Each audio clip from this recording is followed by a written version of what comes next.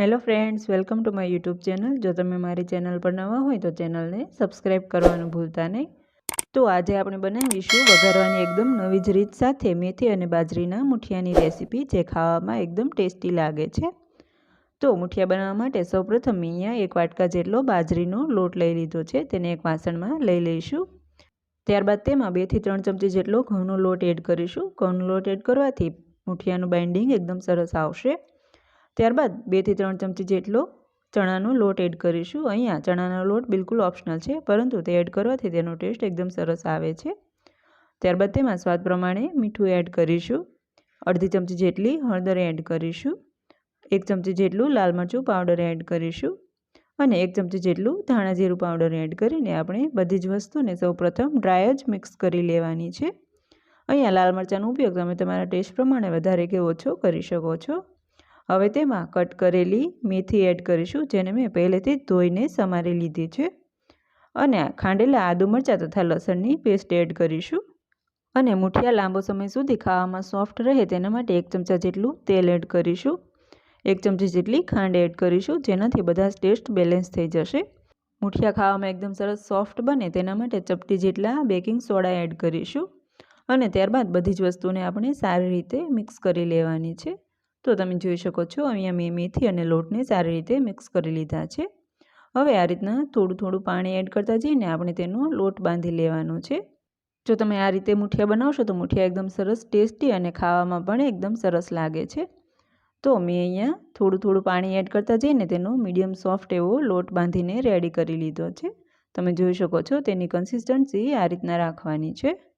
હવે મુઠિયાને સ્ટીમ કરવા માટે આ રીતનું કોઈ કાણાવાળું વાસણ લઈ લેવાનું છે, તેમાં તેલ લગાવી દઈશું, જેનાથી મુઠિયા સ્ટીમ થયા બાદ સારી રીતે ઉખડી શકે। તો મેં અહીંયા તેલ લગાવી લીધું છે। હવે આપણે તૈયાર થયેલા લોટમાંથી મુઠિયા વાળી લઈશું। તેના માટે મેં અહીંયા આ રીતના થોડો લોટ લઈ લીધો છે અને 2 હથેળીની મદદથી આ રીતના તેનો રોલ વાળી લેવાનો છે। અહીંયા મુઠિયા તમને જેટલા જાડા જોઈએ તે પ્રમાણે તેનો રોલ વાળવો। તો તમે જોઈ શકો છો, મેં અહીંયા આ રીતના મીડિયમ સાઇઝનો મુઠિયાનો રોલ વાળીને તૈયાર કરી લીધો છે। તેને આપણે જે કાણાવાળું વાસણ તૈયાર કરી રાખ્યું છે તેમાં મૂકી દઈશું અને સેમ આ જ પ્રોસેસથી આપણે બાકી બીજા રહેલા મુઠિયાને પણ વાળીને તૈયાર કરી લેવાના છે। તો મેં અહીંયા બધા જ મુઠિયા વાળીને તૈયાર કરી લીધા છે। તમે જોઈ શકો છો, આટલા લોટમાંથી આ રીતના મુઠિયા વાળીને તૈયાર થયા છે। હવે આપણે તેને સ્ટીમ કરવા માટે મૂકી દઈશું। તો તેના માટે મેં અહીંયા પહેલેથી જ પાણી ગરમ થવા માટે મૂકી દીધું છે। તેમાં આ રીતનું કોઈ સ્ટેન્ડ મૂકી દઈશું અને મુઠિયા પણ મૂકી દઈશું। હવે તેને ઢાંકીને 25 થી 30 મિનિટ માટે સ્ટીમ થવા દઈશું।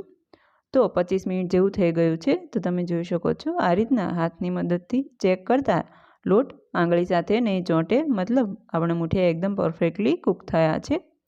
તો ત્યારબાદ આપણે મુઠિયાની ડીશ બહાર કાઢી લઈશું। ત્યારબાદ આપણે મુઠિયાને થોડા ઠંડા થવા દઈશું। આપણે તેને ગરમ કટ નહીં કરીએ, જેનાથી તે ક્રેક થવાની શક્યતાઓ રહેલી છે। તો મેં અહીંયા મુઠિયાને ઠંડા કરી લીધા છે। તો તમે જોઈ શકો છો, તે મેં આ રીતના તેના મીડિયમ સાઇઝના પીસીસમાં કટ કરી લીધા છે। તમે તમારી ઈચ્છા પ્રમાણે નાના કે મોટા કટ કરી શકો છો। હવે આપણે તેનો વઘાર કરી લઈશું। તેના માટે મેં અહીંયા કડાઈમાં 2 ચમચા જેટલું તેલ ગરમ થવા માટે મૂક્યું છે। તેલ ગરમ થાય એટલે તેમાં 1 ચમચી જેટલી રાઈ એડ કરીશું અને રાઈને સારી રીતે સંતળાવા દઈશું। તો રાઈ સંતળાઈ ગઈ છે। ત્યારબાદ તેમાં 1 ચમચી જેટલું જીરું એડ કરીશું અને તેને પણ સંતળાવા દઈશું। 1 ચપટી જેટલી હિંગ એડ કરીશું અને 1 ચમચી જેટલા સફેદ તલ એડ કરીશું, જેનો નટી ટેસ્ટ મુઠિયામાં એકદમ સરસ લાગે છે। હવે તેમાં કટ કરેલી ડુંગળી એડ કરીશું। જનરલી આપણે રાઈ જીરામાં જ વઘાર કરતા હોઈએ છીએ, પરંતુ આ રીતના ડુંગળી અને ટામેટાનો વઘાર કરવાથી મુઠિયાનો ટેસ્ટ ડબલ થઈ જાય છે। ડુંગળી થોડી સંતળાઈ જાય ત્યારબાદ તેમાં કટ કરેલા લીલા મરચાં એડ કરીશું। થોડા મીઠા લીમડાના પાન એડ કરીશું અને તેને સારી રીતે સાંતળી લઈશું। સ્વાદ પ્રમાણે મીઠું એડ કરીશું। અડધી ચમચી જેટલી હળદર એડ કરીશું અને તેને વઘારમાં સારી રીતે મિક્સ કરી લેવાનું છે।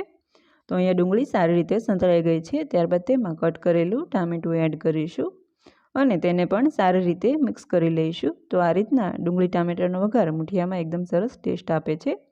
ટામેટાં સોફ્ટ થઈ જાય ત્યારબાદ તેમાં બાકી રહેલા મસાલામાં અડધી ચમચી જેટલું લાલ મરચું પાવડર અને ધાણા જીરું પાવડર એડ કરીને સારી રીતે મિક્સ કરી લેવાનું છે। તો આપણો વઘાર સારી રીતે સંતળાઈ ગયો છે। ત્યારબાદ તેમાં આપણે જે મુઠિયા કટ કરીને તૈયાર કરી રાખ્યા છે તેને એડ કરી દઈશું અને તમે વિડીયોમાં જોઈ શકો છો તેમ આ રીતના તેને સારી રીતે મિક્સ કરી લેવાનું છે। તો મૂઠિયાનો વઘાર આપણે જનરલી રાઈ જીરાના વઘારમાં જ કરતા હોઈએ છીએ, પરંતુ એક વખત આ રીતના વઘાર કરીને ટ્રાય કરજો, એકદમ સરસ લાગે છે। અને હવે છેલ્લે તેમાં કટ કરેલા લીલા ધાણા સ્પ્રિંકલ કરીશું અને તેને પણ સારી રીતે મિક્સ કરી લઈશું। તો તૈયાર છે આપણા એકદમ ટેસ્ટી અને હેલ્ધી એવા મેથી અને બાજરીના મૂઠિયાની રેસીપી। તો એક વખત આ રેસીપી બનાવીને જરૂરથી ટ્રાય કરજો। તો હું અહીંયા મૂઠિયાને સર્વિંગ પ્લેટમાં કાઢી લઉં છું। તમે તેને દહીં સાથે, ટામેટા કેચઅપ સાથે સર્વ કરી શકો છો। તમે તેને બનાવીને બાળકોને લંચ બોક્સમાં પણ આપી શકો છો। તો તમને મારી રેસીપી કેવી લાગી તે કમેન્ટ બોક્સમાં જરૂરથી જણાવજો। તેમજ જો મારી રેસીપી પસંદ આવી હોય તો વિડીયોને લાઇક કરો, શેર કરો, કમેન્ટ કરો અને મારી ચેનલ કાજલ્સ કુકિંગને સબસ્ક્રાઈબ કરવાનું ભૂલતા નહીં। Thanks for watching.